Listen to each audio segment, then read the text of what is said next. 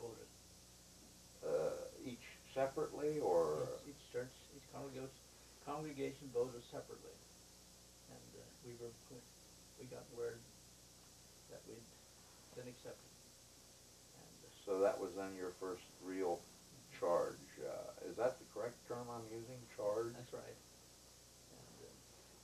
And that would have been when? In June, approximately? That was May. Oh, that was in May. Oh, that's right, Mother's Day. And then the next week, did you? In between there, we had the meeting of synod, which we had an examination and to be approved and to be accepted. And then we had gone back. I think we went back one more time. And the next time we went back, we were married and stayed over and began to buy some furniture. And the following week we moved. Did you live in a church home, pastorage? We lived in on a parsonage. Oh, a parsonage. I'm parsonage. sorry. I'm sorry. Excuse me, friends. We lived in a parsonage. We had no central heat. We had no bathroom. We had no improved roads. We had no electric lights. And we had a kitchen stove that wouldn't keep fire over the night, which meant it was always cold the next morning. And it's rather interesting. Our restroom was right up the garden path. It's rather interesting that you began your ministry just as the Great Depression was really starting to have its grips in this whole world. And, of course, in a small community like that, I guess it wasn't as great as in the great industrial parts, but were you aware of economic difficulties in the world at large when you first... I surely was, because my parents were poor people. They could not help me. I worked my way. I got a scholarship from Synod, and while I was in college, I waited on tables, and while I was in the seminary, I had some work there to do that helped out, and of course the church gave us a certain amount of money as long as we were not married. In those days, you would not, if you were married, then the donation from the church stopped. In these days, it's altogether different. They have not now at Gettysburg Seminary. They have 4 lovely apartment buildings. Young married people can live there with their families and get away from that awful loneliness that was ours when you had to sit in your own room and study. And I remember in those days there used to be benches down in the square at Gettysburg. In the fall of the year, or maybe in the spring, on a Sunday evening, I'd go down there and sit on one of those benches and wish for all the world I could just see just one person whom I would know. And I never found him, but after a while I would go back to that lonely room and another week of study. So I guess I can say that I envy the boys today that can take their wives and their families and live together as families while they're getting an education. So you were aware on a personal level of the isolation of economic difficulties, although that wasn't specifically an economic one. But having experienced that, you could be more empathetic with people who were perhaps later to become out of work, unemployed, and friendless, so to speak, since you began your pastorage in that time. How long were you up at? I think I could tell you this. When there was a man in Hughesville that was sort of looking after this charge, and the night before I was finally accepted, I think he grilled me for at least 3 hours, just all about everything, about my work and my fitting into the problem. And I asked him what he would give me for a salary, and he said $1,000. I said, can't you make it $100 a month? He said, no, it's $1,000 or none. So There was 3 congregations. I had the service every Sunday, and I can remember the first Sunday evening. This one little church was way up in the hill, just a small membership, and they gave me the money in cash. And there were nickels and dimes and maybe a few quarters and half a dollar. And I remember when we went to bed that night, I took this money out of my pocket. And I threw it out in the bed, and I said, now there is what you promised to search to live with me for better or for worse. And this is the worst. Yeah. $1,000. Although I must say they were kind. They gave us many things, especially butchering time. And but to come out of school with debts, and to buy furniture, and to start in, it wasn't easy.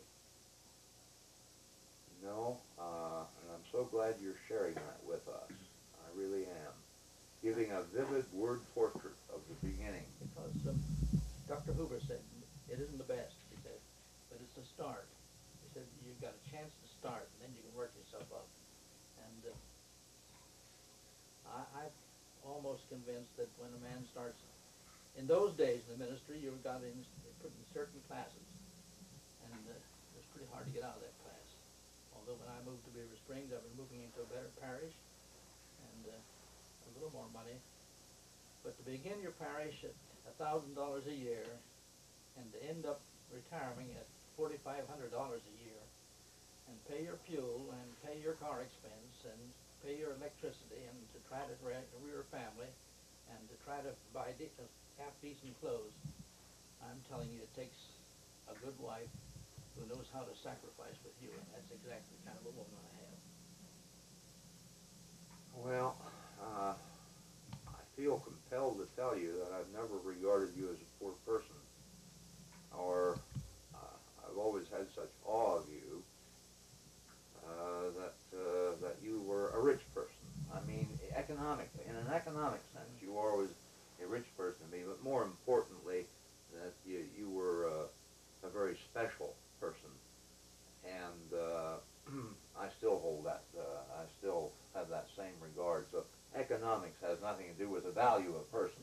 I think it's hard to believe that after serving a church faithfully as we did for 50 years, and then when it finally comes to the end when you have to retire, that all the church wants to give you is a pension of $400 a year. Now, I could have gotten a pension if I could have paid in. If my congregation would have paid a certain amount of money and I'd have been able to pay a certain amount of money, then I could have gotten a higher pension.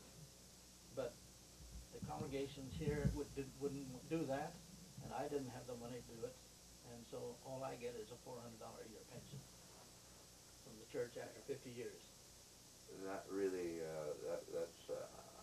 I hope they change that for folks coming on That's in for the sure. ministry. That's for sure.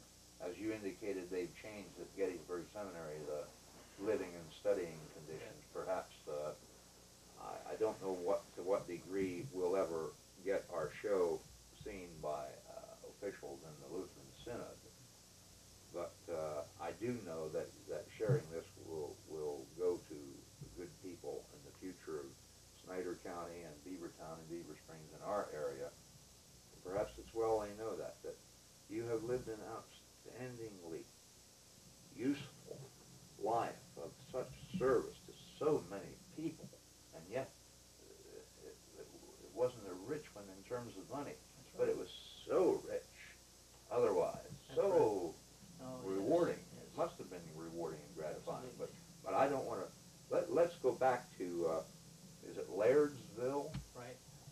1932 beginning. How long did you serve there? I served there from June of 1932 to November of 35. November 1935. About three years. Now, did someone seek you to come to Beaver Springs at that time, or did you see the opportunity to go, or how did that come about? I learned that there was a vacancy at Beavertown and Beaver Springs, and I also knew that my pastor in the Thompsontown Charge, Reverend Lee S. He was from Beavertown, From wasn't he? Beavertown. That was one of our guest relations. I asked him if it might be possible to get an interview here, and they were kind enough to give me an opportunity to come and preach a trial sermon. And Did you do that in both Beavertown and Beaver Springs? I did, yeah. How did that go? Was that as much of an anxiety, or shall we say, did it create as much anxiety in you to do that trial preaching in Beavertown and Beaver Springs as you had to go through in the 3 churches in your first charge, or had you your experience given you sufficient confidence? I think it was. I think it was what? because I drove Harder, or I think it was a little bit easier because you had some Easier. experience. And I drove down that morning, I remember, and the first person that I met was Guy Nairhood. And then I had my first sermon service here in the Beavertown church. And after the service was over, then they asked me to go down to the inn for dinner. that would be the block building on 522. What was right. that called? The Willow. I know we have some fans. I know Mrs. Lutley was there. Yes.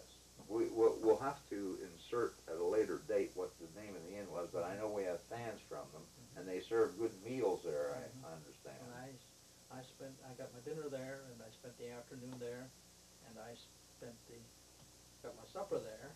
And while I was there in the porch that afternoon, Mr. Alvin Walker came. Toy, as we call it. Yes. No, yes, Toy. Toy. And he said, "Are you going to preach the same sermon tonight that you preached this morning?" And I said, in all fairness, I think I should. He said, "Okay, I'll be there." And he was there also at Beaver Springs that night. And at the same time that day, I wasn't sitting all afternoon because I understood that Pauline Hetrick was very ill, and I went to call on her, and Mr. and Mrs. Dries. I called on them a while, and William Dries, was that? Pauline's parents. Pauline Hetrick. Well, there was a Mr. and Mrs. William Dries, and but in any event, it was Pauline Hetrick's parents, That's Mr. right. and Mrs. Dries. They told me about had been ill and just come home from the hospital, and I thought it'd be nice to go and see, and I did. And very nice. This was in the afternoon. In the afternoon. And then you, since you had your sermon prepared more or less for the evening, while you did some other pastoring, really. That's right. And by the way, their first child was Mickey was the first child I baptized in Beavertown. Mickey Hetrick. Oh, Michael Hetrick. Mickey Hetrick. Oh, my goodness.